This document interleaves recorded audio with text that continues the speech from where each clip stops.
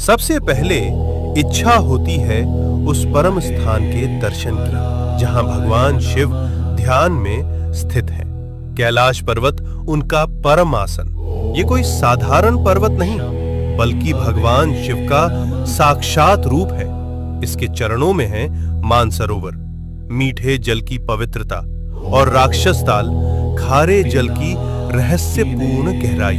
इतने पास फिर भी एक मीठा एक खारा, जैसे भगवान शिव के भीतर संतुलित दो स्वरूप। अब हम पहुंचते हैं उस तपोभूमि पर जहां भगवान शिव और माता पार्वती ने विवाह के बाद ध्यान लगाया।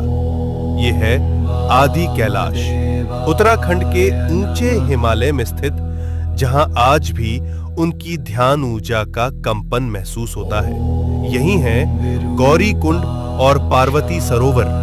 ये पर्वत नहीं, शिव पार्वती की जीवित उपस्थिति का केंद्र है, इसलिए कहलाता है छोटा कैलाश। और पास ही स्थित है ओम पर्वत, जहां बर्फ पर स्वतः उभरा ओम दिखाई देता है, जैसे शिव का मौन मंत्र इस भूमि में गूंज रहा हो अनंत काल से। अब हम बढ़ते हैं हिमाचल की उस रहस्यमयी चोटी की ओर जहां विराजमान है स्वयं भगवान शिव, जिसे कहा जाता है मणि महेश कैलाश। इस पर्वत की चोटी से दिखाई देती है एक दिव्य मणि। मान्यता है जब भगवान शिव प्रसन्न होते हैं तो ये मणि दिव्य तेज प्रकट करती है, जो भक्तों के जीवन में भर देती है एक दिव्य प्रकाश।